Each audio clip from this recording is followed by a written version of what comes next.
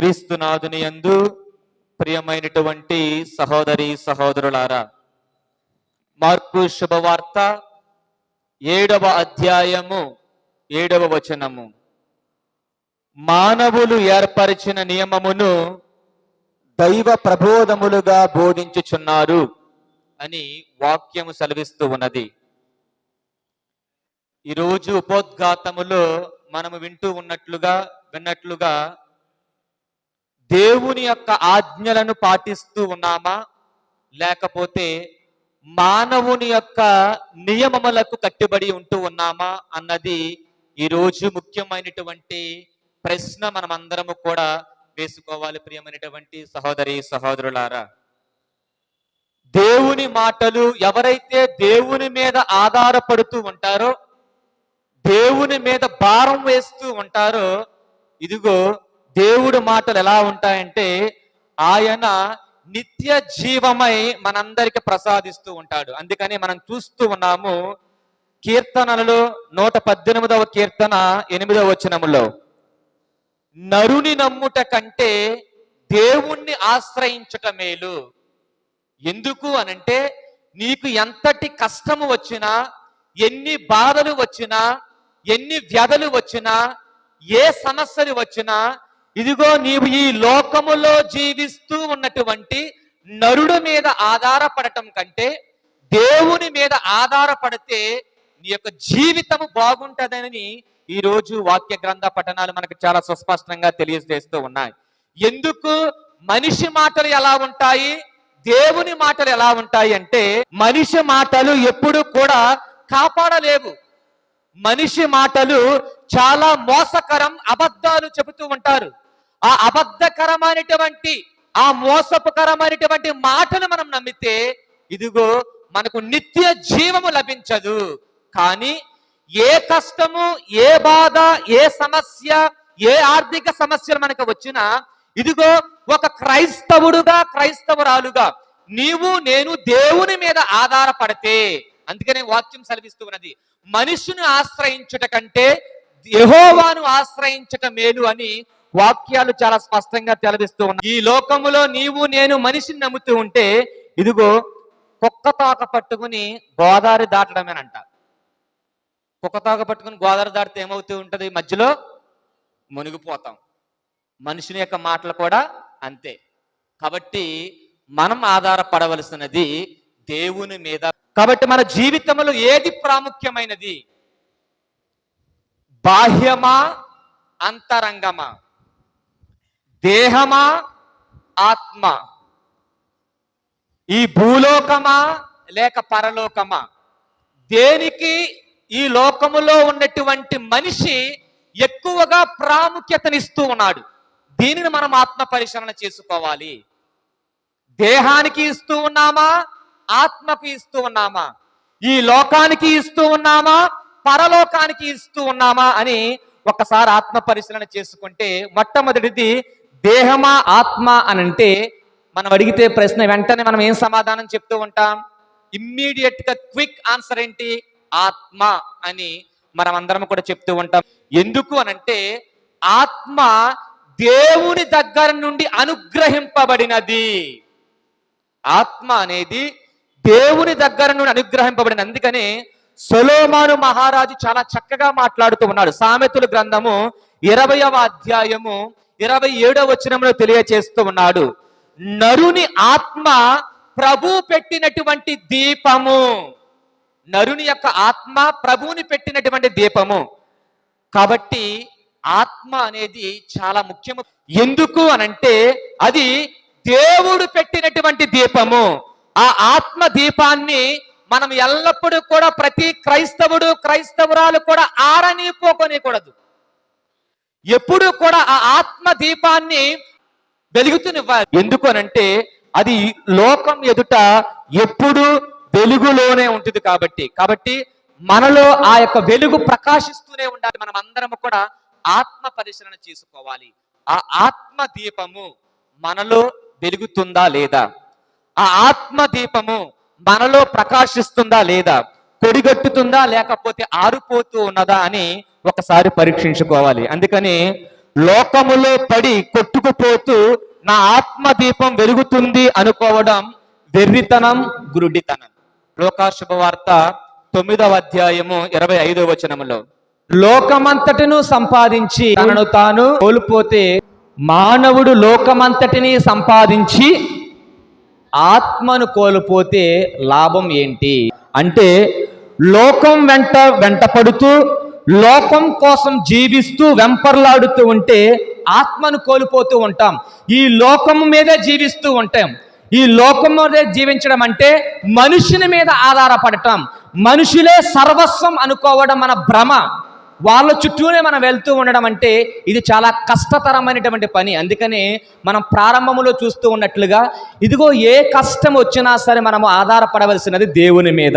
కాబట్టి ఆత్మను కాపాడుకుంటూ ప్రతి క్రైస్తవురాలు కూడా జీవించాలి.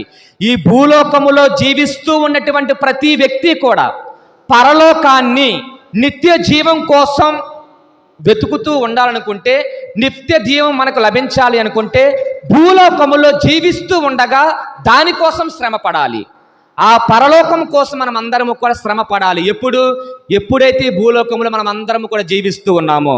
అందుకనే ఆత్మ చాలా ముఖ్యమైనదని చెప్తూ ఉన్నాం. ఇప్పుడు రెండవ ప్రశ్న, శరీర విషయానికి వస్తే శరీరము ముఖ్యమైనదా, ఆత్మ ముఖ్యమైనదా? రెండూ కూడా ముఖ్యమైనవే.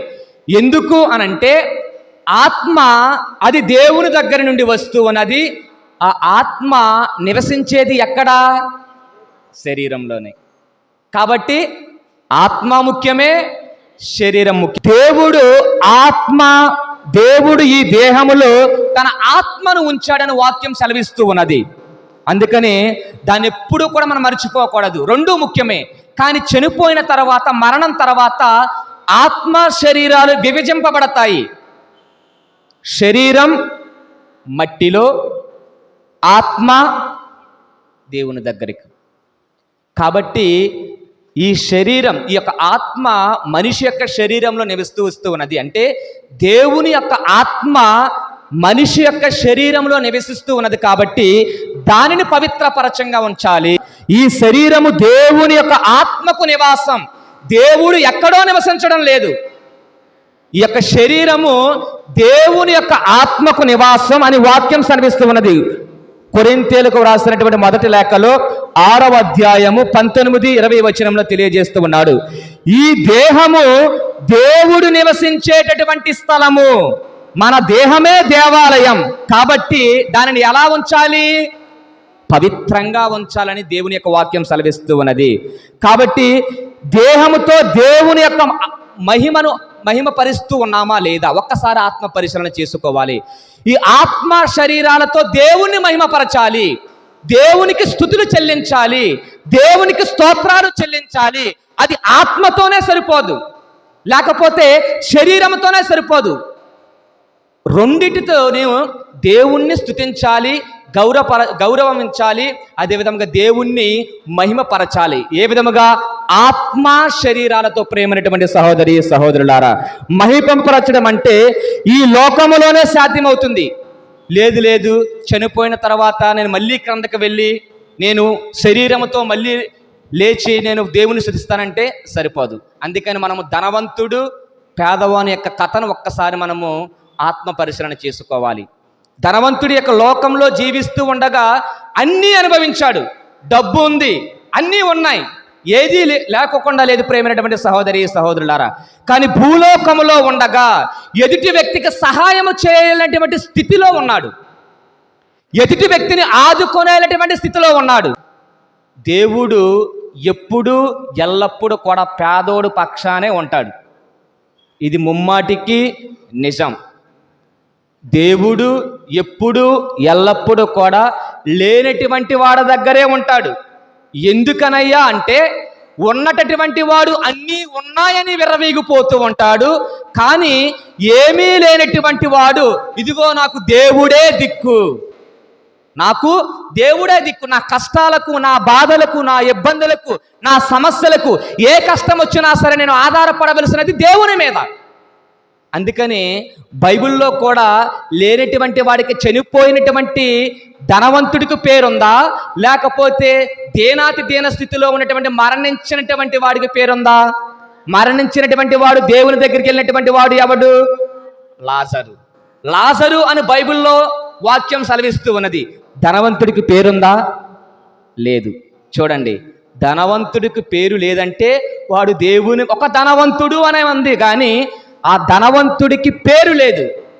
కాబట్టి దేవుడు ఎల్లప్పుడూ కూడా ఎవడైతే దేవుని మీద ఆధారపడుతూ ఉంటాడో, దేవుడే దిక్కు అనుకుంటాడో, ఇదిగో తన యొక్క పేర్లను అరచేతుల్లో రాసుకుంటాడు. అలా రాసుకున్నటువంటి వ్యక్తే ఇదిగో లాజరు.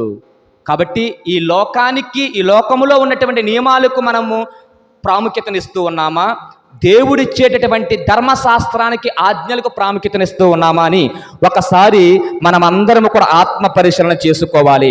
నీవు దేవునికి సత్కారం చేయాలన్నా, దేవునికి మహిమపరచబడాలి అన్నా, దేవుణ్ణి ఆరాధించాలి అన్నా, దేవుని గౌరవపరచాలి అన్నా, ఈ లోకములో నీవు నీ యొక్క ఆత్మ శరీరములతో ఉన్నప్పుడే దేవుని నీవు గౌరవపరుస్తావు, దేవుణ్ణి మహిమపరుస్తావు, దేవుణ్ణి ఆరాధిస్తావు, దేవుణ్ణి గౌరవిస్తావు.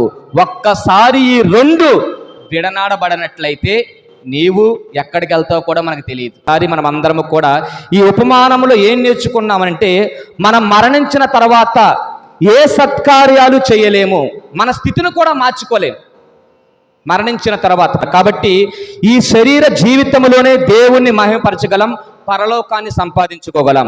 ఈ శరీరాన్ని ఆత్మను కాపాడుకోవడం ఏం చేయాలి? మొట్టమొదటిది దేవుడు చెప్పినటువంటి పని చేయాలి. ద్వితీయోపదేశ కాండము 4వ అధ్యాయము 1వ వచనం.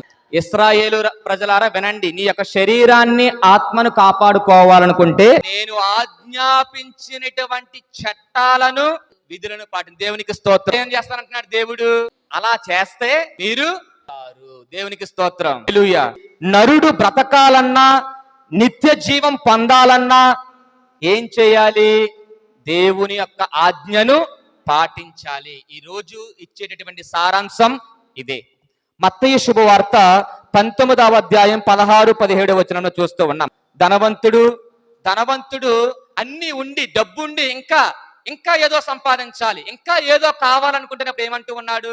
అంతటా ఒకడు వచ్చి యేసు ప్రభువును సమీపించకుండా, నిత్య జీవం పొందాలి అంటే నేను చేయవలసినటువంటి మంచి పని ఏంటి అని ధనవంతుడు ఎవరిని అడుగుతూ ఉన్నాడు? ఆ ధనవంతుడు ఎవరిని అడుగుతూ ఉన్నాడు? యేసు ప్రభుని అడుగుతూ ఉన్నాడు. ఆ ప్రభు ఏం చెప్పాడు? దేవుని యొక్క ఆజ్ఞలు పాటిస్తే నీకు నిత్య జీవం లభిస్తుంది అన్నాడు. ధనవంతుడు ఏం చేశాడు?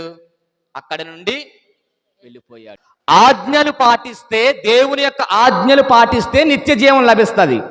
దేవుని యొక్క ఆజ్ఞలను పాటించకపోతే ఏమవుతూ ఉన్నది? దేవుని యొక్క ఆజ్ఞలను ధిక్కరిస్తే ఏమవుతూ ఉన్నది? మరణం. పాటిస్తే నిత్య జీవం, పాటించకపోతే మరణాన్ని మనం అందరము కూడా చవి చూస్తామని వాక్యాలు చాలా స్పష్టంగా సెలవిస్తూ ఉన్నాయి. కాబట్టి క్రీస్తుని పోలిగా మారాలి అంటే ఉన్నత స్థితి నుండి ఉన్నత స్థితికి ఎదగాలి, భూలోకము నుండి పరలోకానికి ఎదగాలి, శారీరకము నుండి ఆత్మస్థితికి ఎదగాలి. ఉన్నత స్థితికి ఎదగాలి అంటే ఇదిగో దేవుడిచ్చేటటువంటి ధర్మశాస్త్రాన్ని పాటించాలి, దేవుడిచ్చేటటువంటి విధులను, ఆచారాలను పాటించాలి. కాబట్టి మనం చూస్తూ ఉన్నాం, దేవుడు ఇచ్చినటువంటి ఆజ్ఞలను, ధర్మశాస్త్రాన్ని ప్రక్కన పెట్టి వాళ్ళు స్వంత బోధలను దైవాజ్ఞలుగా ప్రకటన చేస్తూ ఉన్నారు. ఎవరు? పరిసయ్యులు, ధర్మశాస్త్ర బోధకులు, ఇంకా దేవుని ధిక్కరిస్తున్నటువంటి వారు. వారు చేయవలసినది దేవుని యొక్క ఆజ్ఞలను పాటించి ఎదుటి వ్యక్తులకి బోధించాలి, కానీ వాళ్ళ నియమాలను దేవుని యొక్క ఆజ్ఞలుగా తెలియచేస్తూ ఉన్నారు. వారి యొక్క నిర్ణయాలను తీసుకొని, వారు చెప్పేటటువంటి మాటలను తీసుకొని వాళ్ళు ఏం చేస్తూ ఉన్నారంటే ప్రజలను తప్పుడు బోధనల్లో వాళ్ళకి బోధిస్తూ ఉన్నారు. ఇది దేవుడికి నచ్చడం లేదు. శాస్త్రం పాటించడం అంటే, ధర్మశాస్త్రం ప్రకారంగా నడుచుకోవాలంటే ఏంటంటే అనాథులను, అభాగ్యులను ఆదుకోవాలి. 119వ కీర్తనలో భక్తుడు ఎంతో అద్భుతంగా వివరించాడు. ఈ లోకములో మానవుడు నరుడు జీవిస్తూ ఉండగా సంపదలను కూడబెట్టుకోవడంలో కాక ధర్మశాస్త్రమును ఆచరణలో ఆనందించడంలో ఉంది. ద్వితీయోపదేశ కాండములో మోషే ప్రవక్త చాలా స్పష్టంగా తెలియచేస్తూ ఉన్నాడు. ధర్మశాస్త్రము అంటే ధర్మశాస్త్రం మనిషిని బ్రతికిస్తుంది. ధర్మశాస్త్రము విజ్ఞానాన్ని వివేకాన్ని ఇస్తూ ఉన్నది. దాన్ని పాటించినటువంటి వాళ్ళు దేవుని యొక్క పిలుపుని వింటారు. దేవునికి స్తోత్రం. ఎవరైతే ధర్మశాస్త్రాన్ని పాటిస్తారో వాళ్ళు బ్రతికించబడతారు. ఎవరైతే ధర్మశాస్త్రాన్ని పాటించి అనుసరణలో నడుస్తూ ఉంటారో వాళ్ళు దేవుని యొక్క విజ్ఞానాన్ని దేవుడు వాళ్ళకి ఇస్తూ ఉంటాడు, వివేకాన్ని దేవుడు వాళ్ళకి ఇస్తూ ఉంటాడు. కాబట్టి పాటించినటువంటి వాళ్ళు దేవుని యొక్క పిలుపుని అందుకుంటారు. వారు చేయవలసినటువంటి మనుషులను పవిత్రంగా చేయడానికి బదులు పాపులుగా మార్చివేస్తూ ఉన్నారు ఆ యొక్క ధర్మశాస్త్ర బోధకులు, పరిశీలకులందరూ కూడా. లోకాసు శుభవార్త 13వ అధ్యాయం 14వ వచనంలో చూస్తూ ఉన్నాం. ఎప్పుడు చేస్తూ ఉన్నాడు? సినగోగులో దేవుని యొక్క మందిరానికి వెళ్ళి దేవుని ఆరాధిస్తూ ఉన్నది.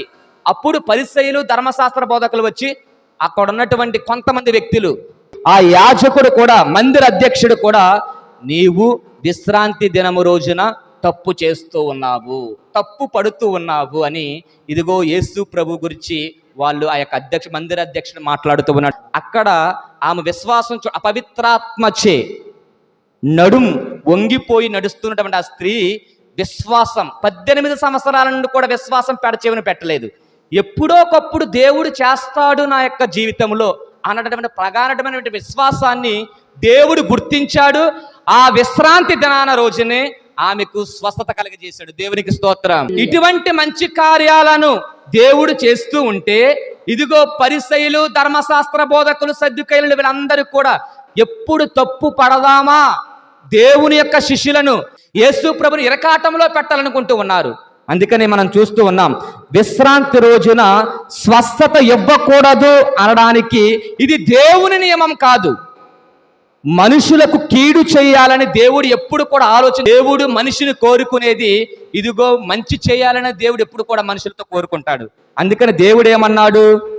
యెషయా గ్రంథము 1వ అధ్యాయం 17వ వచనంలో దేవుడు చెప్తున్నటువంటి మాట, మంచిని చేపట్టు, న్యాయమును జరిగింపుడు, పీడితులను ఆదుకొనుడు, అనాథ శిశువులకు న్యాయం చేయుడు. దేవునికి కావలసినది, దేవునికి కావలసింది ఇది.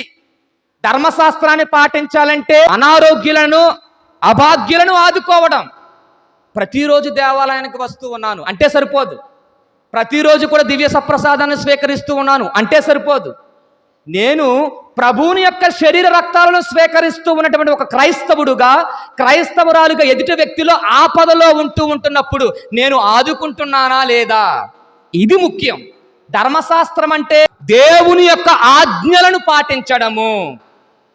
దేవుని యొక్క ఆజ్ఞలను పాటిస్తే నిత్య జీవం, దేవుని యొక్క ఆజ్ఞలను ధిక్కరిస్తే మరణం. దేవుడు ఏమంటూ ఉన్నాడు?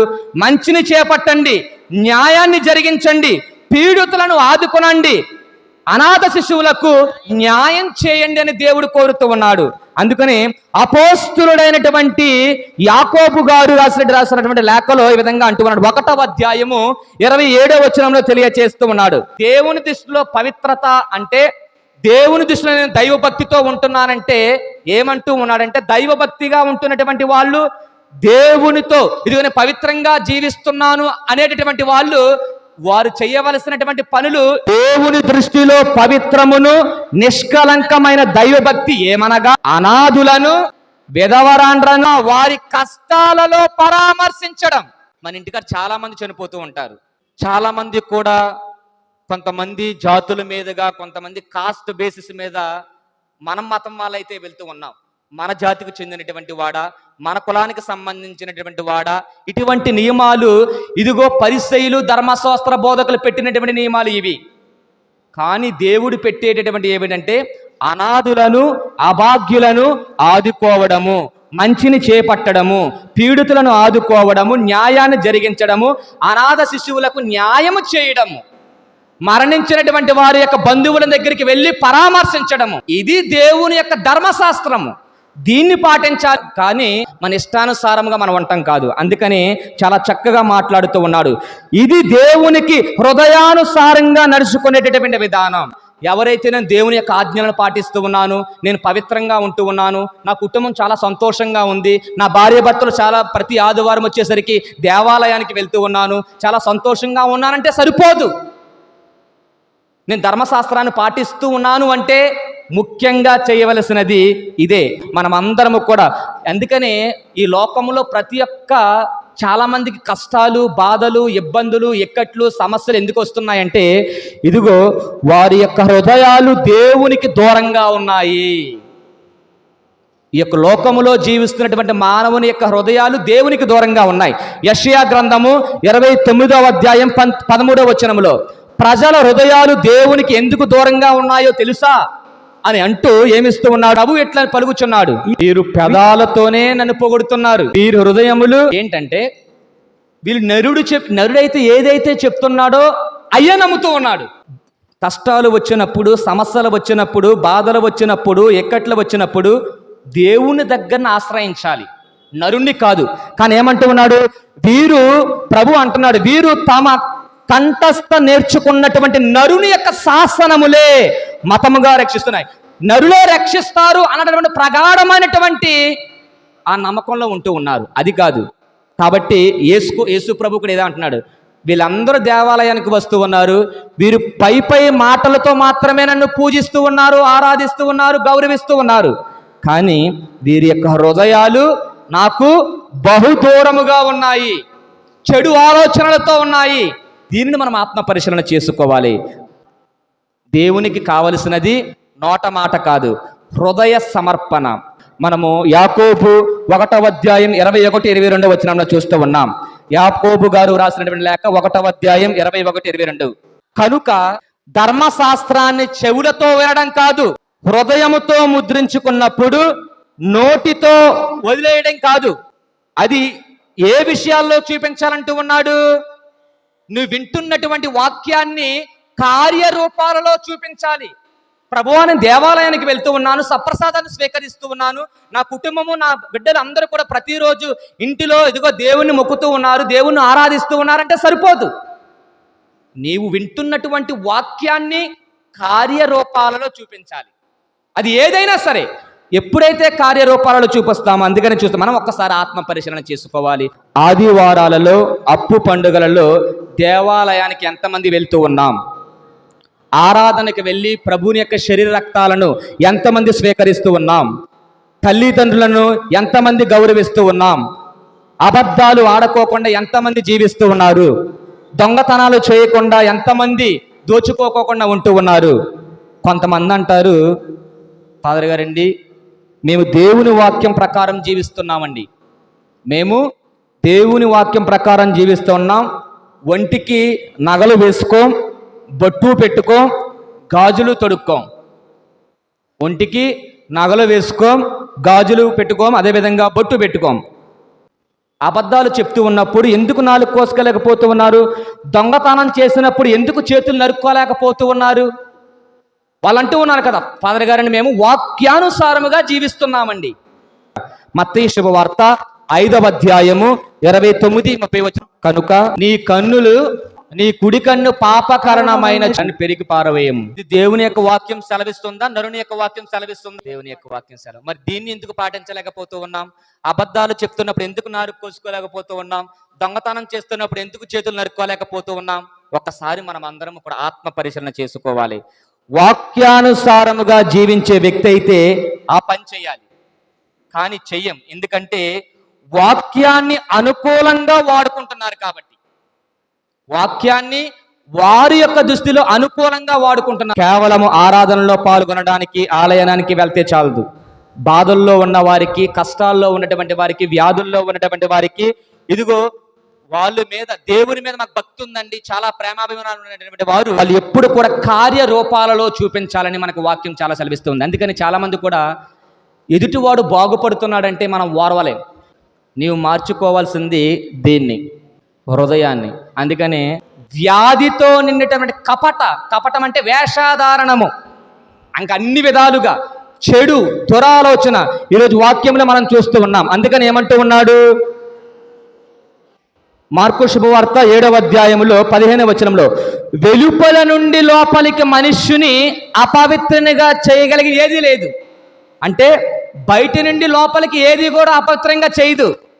కానీ వ్యాధిగ్రస్తులు, వ్యాధులు, బాధలు, కష్టాలు, ఇబ్బందులు, కోపము, అసూయ, డాంబికము ఇవన్నీ కూడా ఎక్కడి నుండి వస్తూ ఉంటాయి? అంతరంగము నుండి. ఏమంటూ ఉన్నాడు? కానీ లోపల నుండి బయటకు వెళ్ళినవే మనుష్యుని అపవిత్రంగా చేస్తాయి. దేవునికి స్తోత్రం, హల్లెలూయా. బయట నుండి లోపలికి వెళ్ళేది కాదు అపవిత్రత చేసేది, లోపల నుండి బయటకు వచ్చేది. చాలామంది కూడా పై వాళ్ళు చాలా చక్కగా మాట్లాడుతూ ఉంటారు, చాలా అందంగా కనిపిస్తూ ఉంటారు, చాలా నీతిమంతులుగా కనిపిస్తూ ఉంటారు. కానీ వాళ్ళ యొక్క అంతరంగాల్లో తొంగి చూస్తే అసలైనది ఏంటో నిజస్వరూపం కనిపిస్తూ ఉంటుంది. వాడు మంచివాడా? అందుకనే దేవుడు నరుడు చూచేటటువంటి చూపుతో చూడడు, హృదయాంతరంగము నుండి దేవుడు చూస్తాడు. నీవు మంచివాడువా చెడ్డవాడువా అనేది నీ యొక్క బాహ్య సౌందర్యమును చూసి దేవుడు చూడ్డు. నీ లోపల ఎటువంటి ఆలోచనలతో ఉన్నావు, ఎటువంటి ప్రవర్తనతో నీవు జీవిస్తూ ఉన్నావు. ప్రభు అంటున్నాడు, 1000 నాళ్ళు అన్యుల ఎండ్లలో నివసించట కంటే ఒకే ఒక్కరోజు ప్రభు మందిరాన జీవిస్తే చాలు. ఎందుకంటే నీకు శాంతి, భద్రత. మీరు ఎక్కడైనా ఆలోచించండి, దేవాలయంలో కూర్చుంటున్నప్పుడు నీ గుండె బరువెక్కుతున్నటువంటి నీ గుండె కాస్త ప్రశాంతంగా ఉంటూ ఉన్నది. నీవు కన్నీటి బాధనతో, రోదనతో, వేదనతో మోకారించి ప్రార్థన చేసినప్పుడు, దేవుని ముందుకు వస్తూ ఉన్నప్పుడు నీ గుండెలో ఉన్నటువంటి బాధ, ఏడుపు ప్రభు ముందు పెడుతున్నప్పుడు కాస్త తగ్గుతూ ఉంటుంది. గుండె బరువు, అప్పటి గుండె బరువెక్కిపోతున్నటువంటి ఈ గుండె కాస్త ప్రశాంతంగా ఉంటుంది. ఎప్పుడు? 1000 నాళ్ళు అన్యుల ఇండ్లలో జీవించట కంటే ఒక్క నాడు ప్రభు మందిరాన్ని నివసించే అంతకన్నా భాగ్యం ఏంటి? కానీ కుటుంబికలతో, భార్య, భర్త, పిల్లలు అందరూ కూడా దేవాలయానికి వస్తే మీ కుటుంబము 3 పూలు 6 కాయలే. కాబట్టి కుటుంబం అంతా కూడా ఏకుమ్మడిగా దేవుణ్ణి అదే కోరుతున్నాడు కదా. 6 రోజులు సృష్టించి 7వ రోజున ఎందుకు విశ్రాంతి తీసుకోమంటున్నాడు? ఆ సమయాన్ని దేవునికి ఇవ్వాల్సిన చోట ఇవ్వాలి. అప్పుడే నీవు 6 రోజులు కష్టపడింది 7వ రోజున దేవునికి సమర్పిస్తున్నావంటే మిగతా 6 రోజులు కూడా నువ్వు చాలా సంతోషంగా ఉంటావని అర్థం. కానీ మానవుడు దానిని ఆలోచించడం లేదు, మానవుడు దానిని గ్రహించడం లేదు. అందుకని ఒక జాలరి సముద్రంలో పీతలను పట్టుకుంటాకంటే వెళ్తున్నప్పుడు పీతలన్నిటిని కూడా బొట్టలో వేసాడు. ఆ బొట్టలో ఉన్నటువంటి పీతలో ఒక పీత ఎలా తప్పించుకోవాలా అని చాలా ప్రయత్నం చేస్తుంది. మిగతా పీతలు అన్నీ అందులోనే ఉన్నాయి, కానీ ఒక పీత మాత్రం ఆ బొట్టను ఎక్కి తప్పించుకోవాలని చూస్తుంది. కానీ ఈ ఎక్కుతున్నటువంటి పీతకు చాలా కష్టాలు పడుతూ ఎక్కుతూ ఎలాగైనా పారిపోవాలనుకుంటున్నప్పుడు మిగతా పీతలు ఏం చేస్తున్నాయి? ఎక్కుతున్నటువంటి పీతను లాగుతూ ఉంది. మనం కూడా అంతే. మనం బాగుపడుతున్నామంటే, సంతోషంగా ఉంటూ ఉన్నామంటే మనం కూడా పీతలు లాంటి వాళ్ళం. ఒక్కొక్కసారి ఎవడో బాగుపడుతుంటే ఎక్కుతున్నటువంటి పీత ఆడు పైకి ఎక్కుతాడంటే లాగుతూ ఉండాలన్న ప్రయత్నం చేస్తూ ఉంటాం. పీత స్వభావం మనం కలిగి ఉండకూడదు. మానవుడి యొక్క నిర్ణయాలు, నియమాలు దేవుడి యొక్క నిర్ణయాలుగా చేస్తూ ఉన్నాడు. అందుకని తప్పు దోవరలో పడచేస్తూ ఉన్నారు ఈ యొక్క పరిసయ్యులు, ధర్మశాస్త్ర బోధకులు. ఏది ముఖ్యమో, ఏది మనం ప్రాముఖ్యతనిస్తూ ఉన్నామో, శరీరానికి మాత్రమే కాకుండా ఆత్మకు కూడా మనం ప్రాముఖ్యతనివ్వాలి. ఈ లోకములో ఈ లోకాన్ని సంపాదించుకోకమే కాకుండా పరలోకాన్ని కూడా సంపాదించినటువంటి ప్రయాస ఈ భూలోకములో ఉండగానే చేస్తూ ఉండాలి. మనము దేనికి ప్రాముఖ్యతనిస్తూ ఉన్నాము? ఈ హృదయము చెడు వ్యసనాలతో, అనేకమైనటువంటి దుర్మార్గాలతో ఉంటూ ఉంటే, ఇదిగో ఆ పాటలో ఉన్నటువంటి దానిని గ్రహించగలిగినటువంటి వాడు యేసయ్యే. గ్రహించగలిగినటువంటి వాడు, నీ హృదయములో ఏముందో చెప్పగలిగినటువంటి వాడు దేవుడు మాత్రమే. మనము మానవుని యొక్క నియమాలకు పాటిస్తూ ఉన్నామా? దేవుడిచ్చినటువంటి ధర్మశాస్త్రాన్ని, ఆజ్ఞలను పాటిస్తూ ఉన్నామా? ఆత్మ పరిశీలన చేసుకుందాం.